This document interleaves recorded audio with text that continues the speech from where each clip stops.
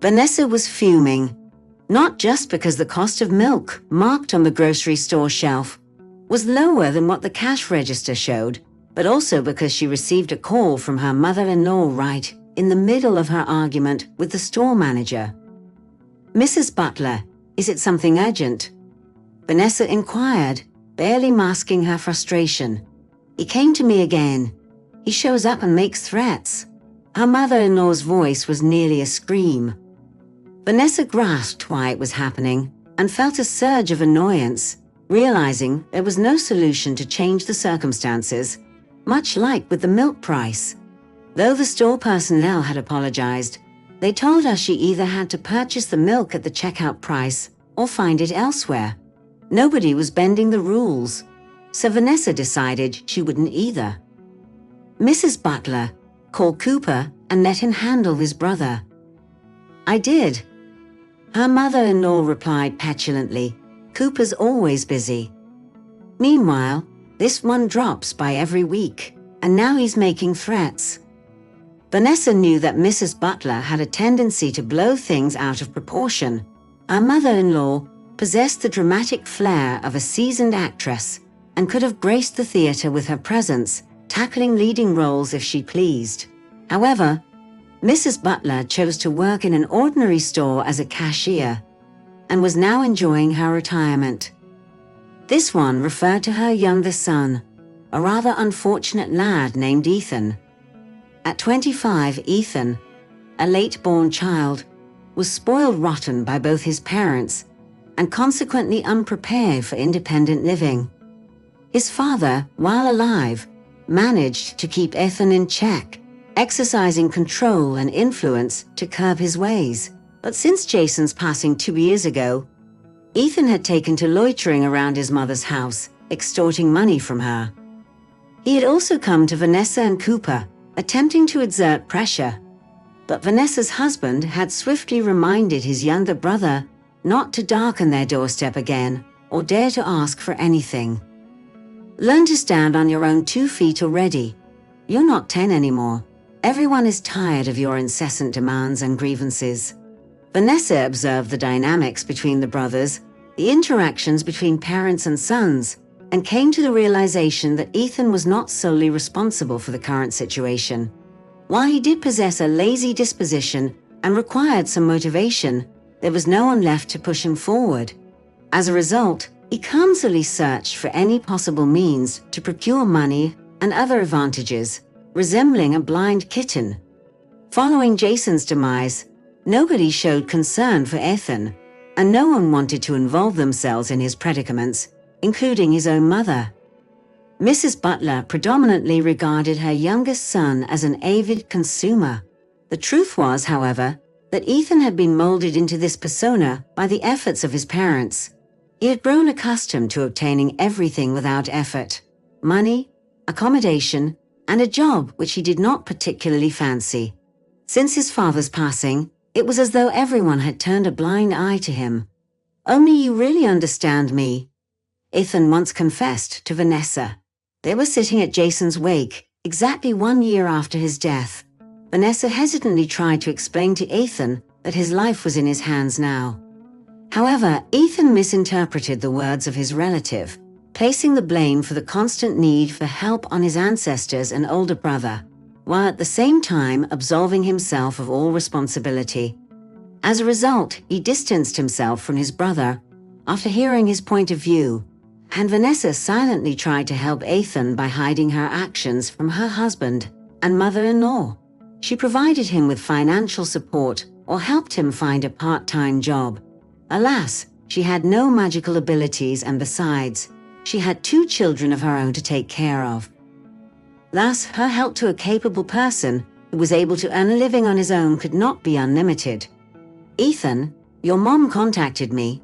Vanessa dialed her ward's number as soon as she left the store. "What now? Did she complain again that I approached her for money?"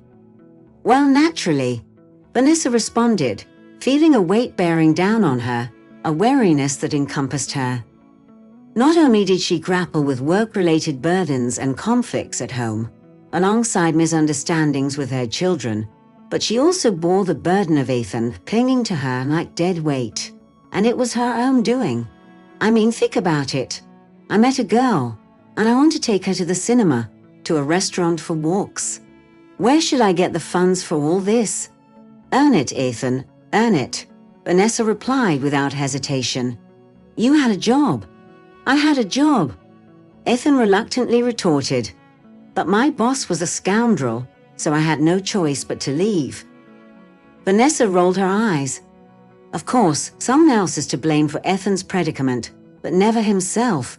He is, in his own eyes, virtuous and faultless, while all others are merely betrayers and adversaries. What type of girl are you dealing with? Vanessa inquired. She's a good girl, studies at the institute, works as an economist, Ethan said. These words awakened a glimmer of hope in Vanessa. If a girl like that managed to charm Ethan, maybe he wasn't completely hopeless.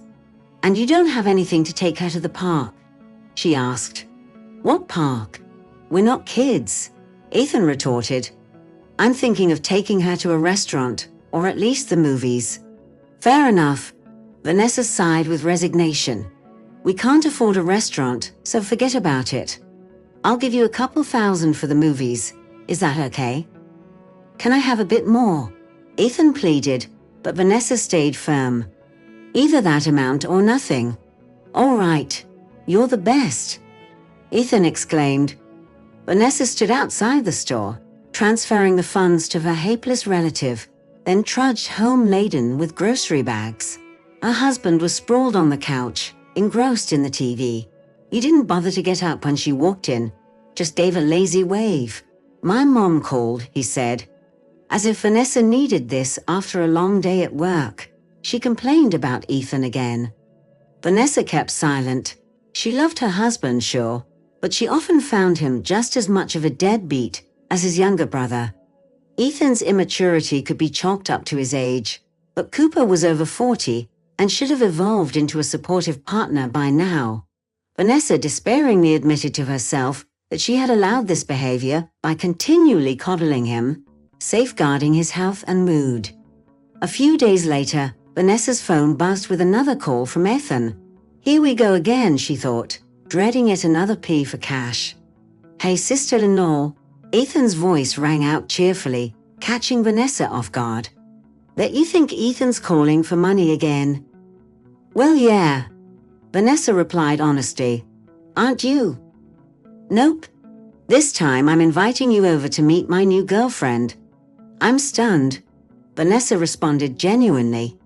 In 25 years, I've never heard such an offer from you. It's about time, don't you think? By the way, I'll pay back the money from my first paycheck. Why? Vanessa was utterly baffled and double-checked her phone screen to confirm that her brother-in-law was indeed reaching out to her. Do you even recognize the term? Even know such a word? Ethan chuckled. I do now. I snagged a gig as a delivery driver, and I'm also driving part-time. I'm in desperate need of cash at the moment. So are you in? With Cooper? Vanessa inquired.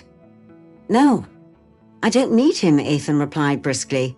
My brother would just mess things up. He'd look like a total bookworm next to me. I just want to see you and maybe Eva, if she's up for it. That weekend, Vanessa ventured to Ethan's place solo. She didn't bother inviting her daughter because she knew Eva would decline. At her teenage, there were way too many crucial things going on to bother visiting guests, especially a chaotic Uncle Ethan. Upon entering Ethan's apartment, the first thing that caught Vanessa's attention was the sparkling cleanliness. The entire place was spotless, a far cry from its typical state. There was a bottle of champagne on the table, and Ethan was busy at the oven. Are you cooking something? Vanessa asked, genuinely surprised. Chicken. Damn it. I'm scared I'll burn it. Take a professional look with yeah. What you cook yourself is what scares me the most. God save us from your culinary disaster. Ethan laughed. Soon after, Ethan's girlfriend showed up. She was the first person he had ever introduced to his family. Gorgeous, smart, and kind.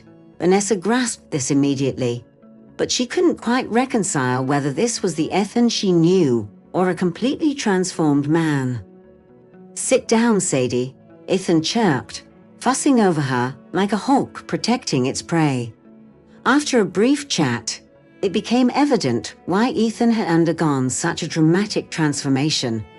Vanessa gazed at her brother-in-law with a pang of regret, wishing she had once guided Cooper the way Sadie was steering Ethan. Sadie had essentially taken Jason's role, but the key difference between the late father and this remarkable girl was that Ethan adored her. The man had fallen head over heels, and now he was ready to move mountains for her. Sadie had chosen the perfect strategy, and Vanessa sensed that because of her influence, Ethan would soon evolve from a lazy, jobless drifter into a confident individual. The chicken he had prepared with his own hands was proof of that. Vanessa bid her brother-in-law farewell, her tranquil spirit intact, along with the money that Ethan had graciously reimbursed her as an advance payment. In due course, a call arrived from her mother-in-law, unveiling a surprising revelation. Her youngest son had kindly delivered groceries without any solicitation of monetary aid. What's gotten into him? Is he unwell? Mrs. Butler questioned with a tinge of suspicion permeating her voice. Vanessa merely offered a serene smile. Yes, Ethan was indeed unwell. He was undergoing a profound transformation, made possible by the presence of a virtuous young woman by his side. Regrettably, Vanessa could no longer emulate Sadie, but could only rue her own missteps and embrace the happiness of others.